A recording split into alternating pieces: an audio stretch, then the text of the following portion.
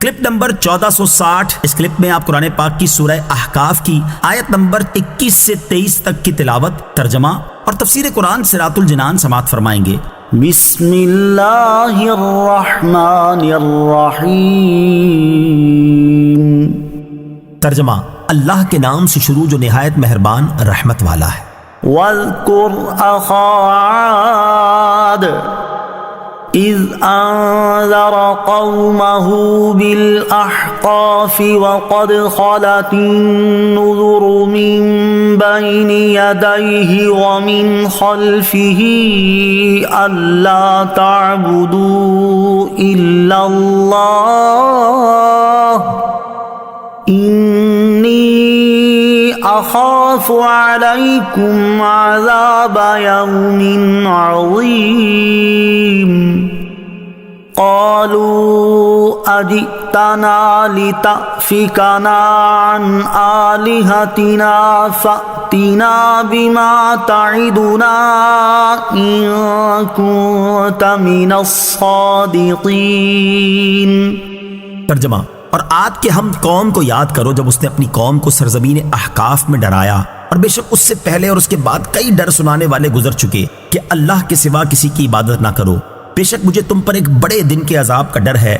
انہوں نے کہا، کیا تم اس لیے آئے ہو کہ ہمیں ہمارے معبودوں سے پھیر دو؟ اگر تم سچے ہو تو ہم پر لے آؤ جس کی تم ہمیں وعیدیں سناتے ہو۔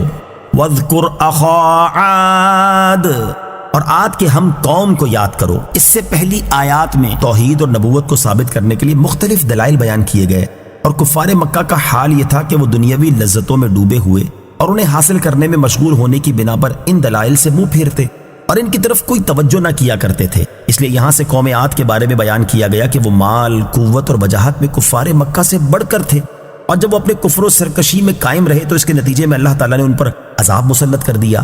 اس واقعے کو ذکر کرنے سے مقصود یہ ہے کہ کفار مکہ اس سے عبرت پکڑیں اور اپنے غرور و تکبر کو چھوڑ کر دین اسلام کو قبول کر لیں۔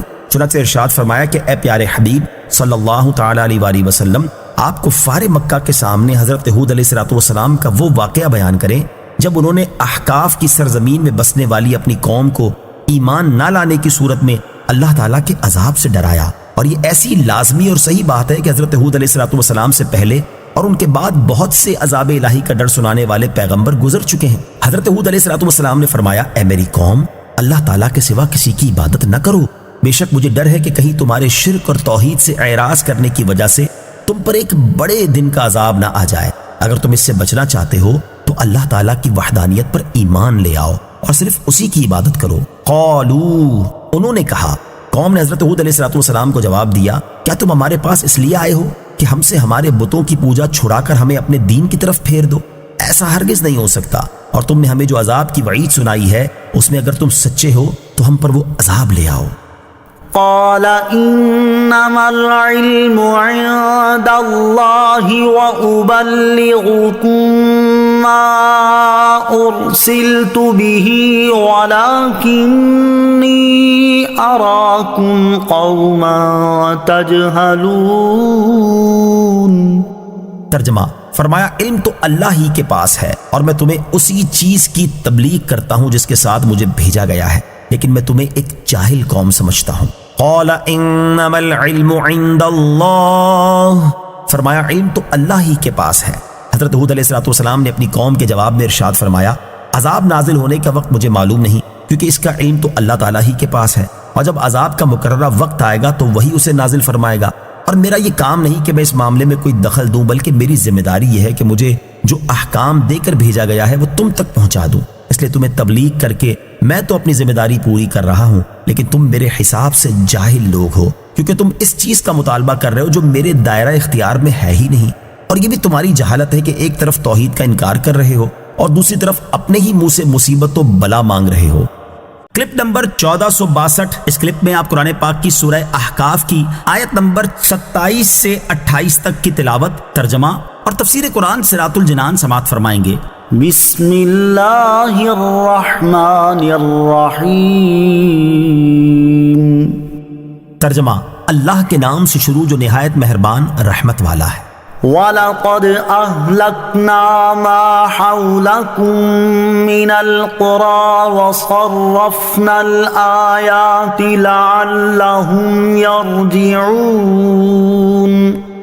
فَلَوْلَا نَصَرَهُمُ الَّذِينَ اتَّخَذُوا مِن دُونِ اللَّهِ قُرْبَانًا آلِهَةً بل ضلوا عنهم وذلك إفكهم وما كانوا يفترون۔ ترجمہ: اور اے اہل مکہ، بے شک ہم نے تمہارے آس پاس کی بستیوں کو ہلاک کر دیا اور بار بار نشانیاں لائے تاکہ وہ باز آ جائیں۔ تو جن بتوں کو قرب حاصل کرنے کے لیے اللہ کے سوا معبود بنا رکھا تھا، انہوں نے ان کافروں کی مدد کیوں نہیں کی، بلکہ وہ ان سے گم ہو گئے، اور یہ ان کا بہتان تھا اور جو وہ گھڑتے رہتے تھے۔ وَلَقَدْ أَهْلَكْنَا مَا حَوْلَكُمْ مِنَ الْقُرَىٰ، اور بے شک ہم نے تمہارے آس پاس کی بستیوں کو ہلاک کر دیا۔ یہاں سے قوم عاد اور سمود وغیرہ کی اجڑی ہوئی بستیوں، ان کی تباہی اور ان میں رہنے والوں کی ہلاکت کے سبب کی طرف اشارہ کر کے کفار مکہ کو تنبیہ کی جا رہی ہے۔ چنانچہ اس آیت اور اس کے بعد والی آیت کا خلاصہ یہ ہے کہ اے اہل مکہ، تمہارے آس پاس عاد اور سمود وغیرہ کی اجڑی ہوئی بستیاں موجود ہیں، اور جب تم یمن اور شام کا سفر کرتے ہو تو راستے میں ان تباہ شدہ بستیوں کو دیکھتے ہو۔ کبھی تم نے ان کی تباہی و بربادی کا سبب تلاش کیا ہے؟ آخر کس وجہ سے وہ بستیاں تباہ ہو گئیں اور ان میں بسنے والے لوگ تم سے زیادہ طاقتور اور مالدار ہونے کے باوجود ہلاک ہو کر عبرت کا نشان بن گئے؟ تو سنو، ان کی تباہی و بربادی اور ہلاکت کی وجہ یہ تھی کہ جب وہاں کے لوگوں کو اللہ تعالیٰ کی طرف سے بھیجے گئے انبیاء کرام علیہ السلام نے اللہ تعالیٰ کی وحدانیت پر ایمان لانے، صرف اسی کی عبادت کرنے اور اپنی نبوت پر ایمان لانے کی دعوت دی، تو ان لوگوں نے اس دعوت کو قبول نہ کیا، اور ان کی ہٹ دھرمی کا حال یہ تھا کہ انبیاء کرام علیہ السلام نے ان کے سامنے اللہ تعالیٰ کی قدرت و وحدانیت اور اپنی صداقت پر دلالت کرنے والی نشانیاں بار بار پیش کی۔ سابقہ امتوں کی بربادی کے عبرتناک واقعات ان کے سامنے بیان کیے تاکہ وہ اپنے کفر اور معصیت سے باز آ جائیں، لیکن وہ کسی صورت اس سے باز نہ آئے اور کفر و معصیت ہی کو اختیار کیا، تو اس کی وجہ سے ان کا انجام یہ ہوا کہ اللہ تعالیٰ نے انہیں اپنے عذاب سے ہلاک کر دیا۔ تو اب تم بتاؤ کہ اللہ تعالیٰ کو چھوڑ کر جن بتوں کو ان کافروں نے اپنا معبود بنا رکھا تھا اور ان کے بارے میں یہ کہتے تھے کہ ان بتوں کو پوجنے سے اللہ تعالیٰ کا قرب حاصل ہوتا ہے، ان بتوں نے ان کافروں کی مدد کیوں نہیں کی اور انہیں اللہ تعالیٰ کے عذاب سے کیوں نہیں بچایا؟ بلکہ اس وقت تو یوں ہوا کہ ان بتوں کا عاجز اور بے بس ہونا پوری طرح ظاہر ہو گیا اور عذاب نازل ہوتے وقت وہ ان کے کچھ کام نہ آئے۔ اور یاد رکھو کہ وہ جو بتوں کو اپنا معبود کہتے اور بت پرستی کو اللہ تعالیٰ کا قرب حاصل کرنے کا ذریعہ ٹھہراتے تھے، یہ ان کا بہتان اور افترا تھا۔ حقیقت میں ایسا ہرگز نہیں ہے، لہٰذا اب تم بھی اپنے حال پر غور کر لو اور اپنے طرز عمل کو درست کر لو، ورنہ تمہارا انجام بھی ان کی طرح ہوگا۔ جہالت کی انتہا۔ یاد رہے کہ اللہ تعالیٰ کے دشمنوں کو اپنا شفیع، مددگار اور اللہ تعالیٰ کا قرب حاصل ہونے کا ذریعہ سمجھنا کفر ہے، جبکہ اللہ تعالیٰ کے محبوب بندوں کو اللہ تعالیٰ کی عطا سے مددگار اور شفیع ماننا اور انہیں اللہ تعالیٰ کا قرب حاصل ہونے کا ذریعہ سمجھنا عین ایمان ہے۔ جیسے بت کی طرف سجدہ کرنا کفر ہے اور کعبے کی طرف سجدہ کرنا ایمان ہے۔